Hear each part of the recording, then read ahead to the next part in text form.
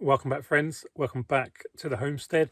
I'm in the passive solar greenhouse, which we built last year, and I wanted to make a video to specifically talk about what's been happening in here this year, how things are working out, how are the things that I've put in place following on the lessons I learned from last year, how are they working out, and share some notes with you about this and if you're interested in passive solar greenhouses and kind of this hybrid model that we've developed, I suppose, and why it's hybrid and not just passive solar, then if you're interested in any of that, then stick around and watch the rest of the video. Okay, so here's how it's looking at the moment. If you've not seen any of the passive solar videos, and this is the first one you've come across, then this is our passive solar greenhouse.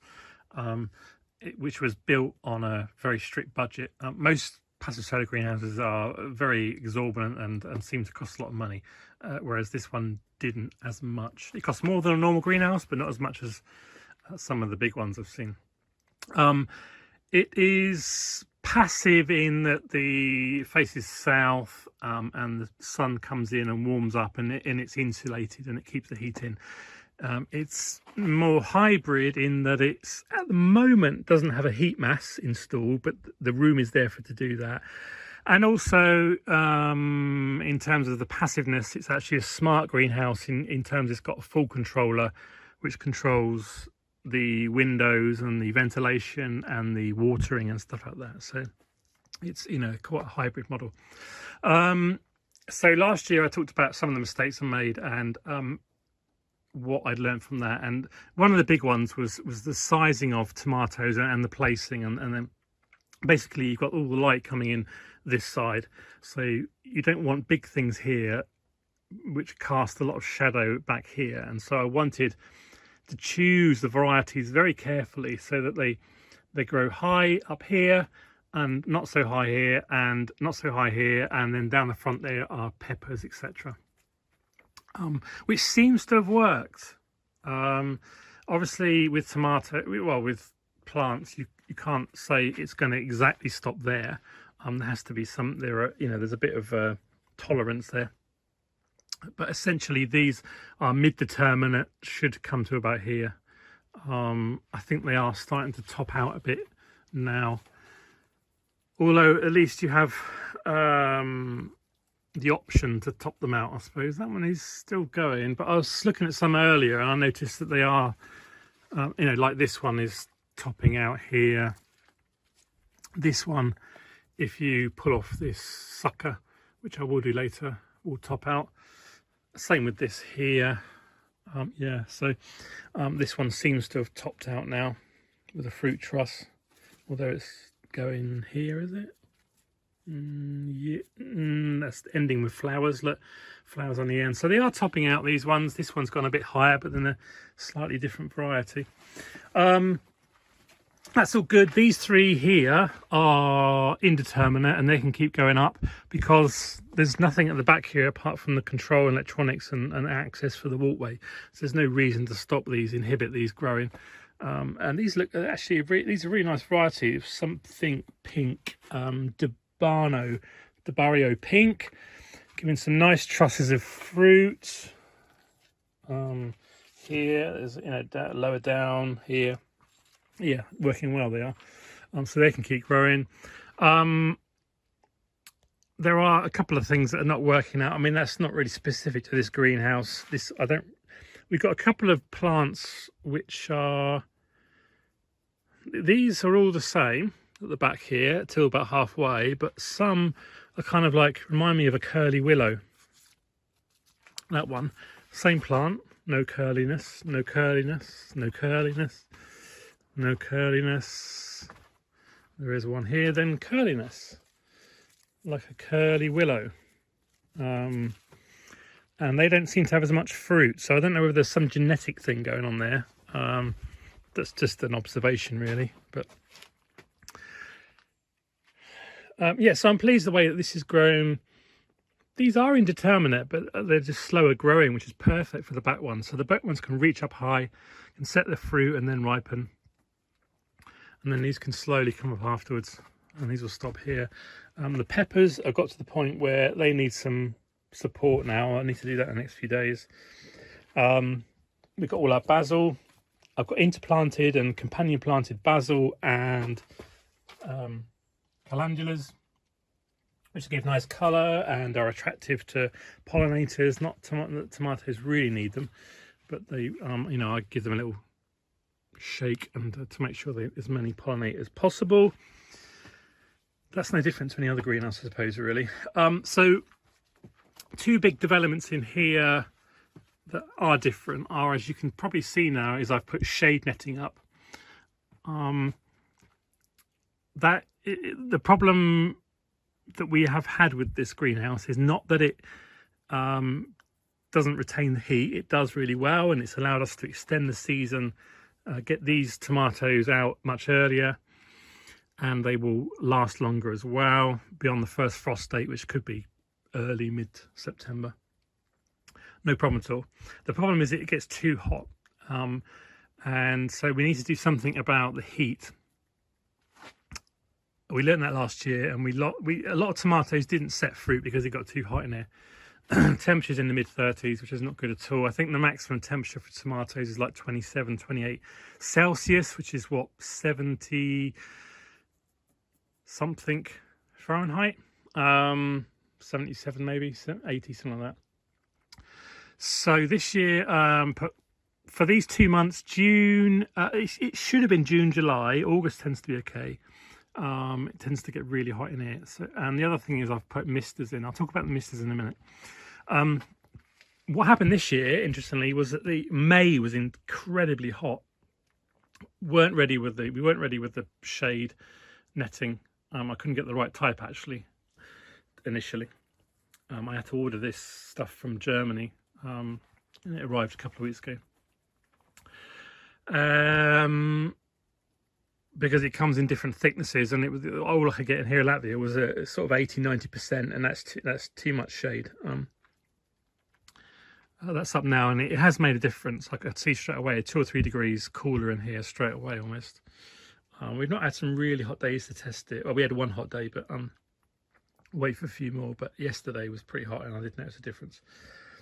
Because it was so hot in May, some of the lower down fruit didn't set. There's quite a few plants we'd only see there, just one set. These have done well, so these are good for higher temperatures, obviously, the Barrio pink. But a lot of the other plants don't have lower down set fruit. Whereas the problem last year was because it got hotter in June and July, we didn't have mid-set fruit. Whereas this time it's been a little bit cooler, and there is lots of fruit in the middle setting, it looks like anyway. So that's good. So hopefully that will allow to keep the temperatures down low enough with the ventilation. And then we've got the misters. If it gets really hot in here, I can put the misters on. I know what people are saying, what about blight and stuff like that? Well, the only time they would come on is if it's like way above 30, low 30s. I haven't set the temperature at the smart program. I'm programming it at the moment to work, but let's say 34, for example, which is extreme. But also the humidity would have to be very low, and I've noticed on these hot days, humidity is below 50%. It's, you know, quite dry, so the misters would come on, it would cool things down, and the residual heat, you know, from the rest of the day would dry all the leaves fairly quickly. It really wouldn't be a problem. And I can't turn them on now because it'd be too moist at night, but I can show you a video of me doing it, a little clip. And it's really fine mist, and the evaporative cooling effect really cools things down, again, by 2 or 3 degrees, which is, you know, perfect. I'm hoping that, in a sense, I don't have to use these. They're kind of like a fire extinguisher option if it gets too bad. Now we've got the this shade netting up. Maybe it will help to the point where we don't need these, but they're there if we need them. And it was fairly easy to plumb them into the existing system and use the existing high pressure pump. So that should help a lot. And I know, again, it's not passive really, it's reactive, and but that's just the nature of this greenhouse. It's become more of a hybrid model, with the best of both worlds. Now, one of the mistakes I made last year was to put cucumbers at the front. And you can see, if you imagine all these were all there, how much light it would be blocking out from this end across here. So put those back there. They're doing okay.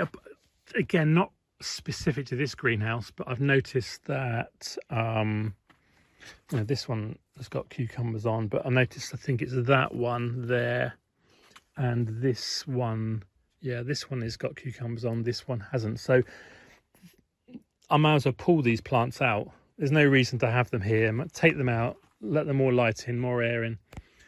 You've got to be pretty brutal, I think, with gardening. And if it's not doing anything, there's absolutely no point in having it there, is it? Just taking up nutrients for the ground for no reason. And there's nothing to suggest, not a single flower has produced any fruit.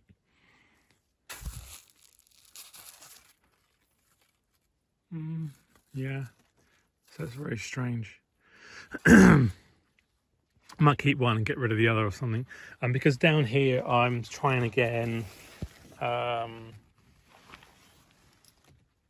sweet potato experiment. So there's some there and there's some over here as well.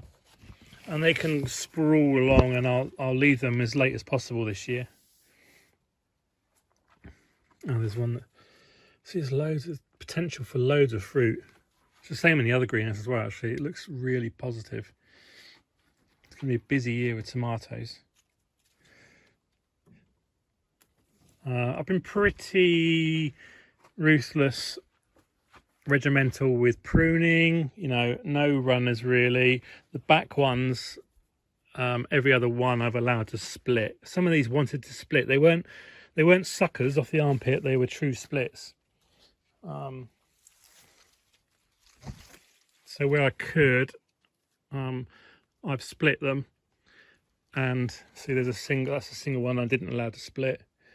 This one is split down here, and if there were big branches that crossed over, then I got rid of those. Not split, so on and so on, where there was room. So there's a little bit of, you can have plans, but you can have a little bit of flexibility and leeway. Yeah, no plans really at the moment for the back. Gita's utilised the back area to do some drying. We've got a load of chanterelle mushrooms, and they're just naturally drying. It works. This greenhouse works perfectly for that. And we could put other things back here to dry as well, actually. I do like, I think the bigger plan is to have some kind of heat mass in here. Originally the idea was stones, but I still haven't got around to it, and people are still asking me about it. It will happen eventually, I think, when I have time, but it hasn't proven to be, the greenhouse hasn't proven that it misses it at the moment. It's worked perfectly well without it, and I really enjoy the space to be able to get around the other side here and work. That is quite nice. I don't think there's anything else I've learnt. This is quite nice, actually, having a potted plant on the string where all the hanging happens. It just takes up the tension. It's one of those things where Gita just wanted to, she just hung it there, and I thought, actually, that works really well. There's quite a weight in the hanging. It's got a nice plant in here, and then actually it takes up the slack, any slack in the line. My plan was to replace it with what I think is called airplane wire, because it was in the old days when, before fly-by-wire, they would use these metal wires to control the ailerons and everything, and the flaps. Well, not really the flaps, they're hydraulic, but you know what I mean, the steering and everything. And I would like to do that. Tensioned airplane wire would work better, but it's okay. And actually, I think I'd like to cover this as well. Cover the, maybe with a plastic sheet, just to stop some of the humidity moving up. It wasn't really bad, but it was noticeable. But other than that, everything's okay. I have got a separate video coming about the shade netting and the evaporative cooling misters. To concentrate a bit more on those, give you more details. I'm nearly finished that. But other than that, any questions, let me know. I hope you found it of interest. I'm glad that I put in place the things I did. It has definitely worked better, without a shadow of a doubt, if you excuse the pun.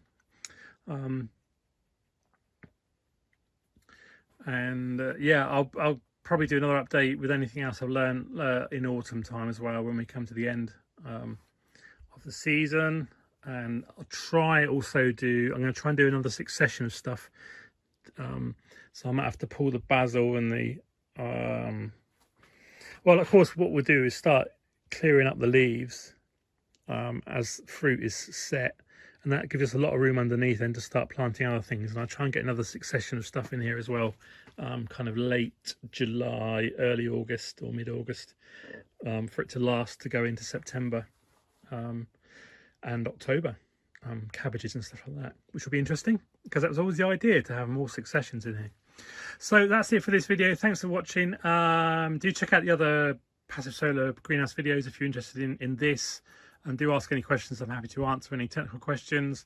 And that's it for now, and I'll see you in another video very soon. Bye for now.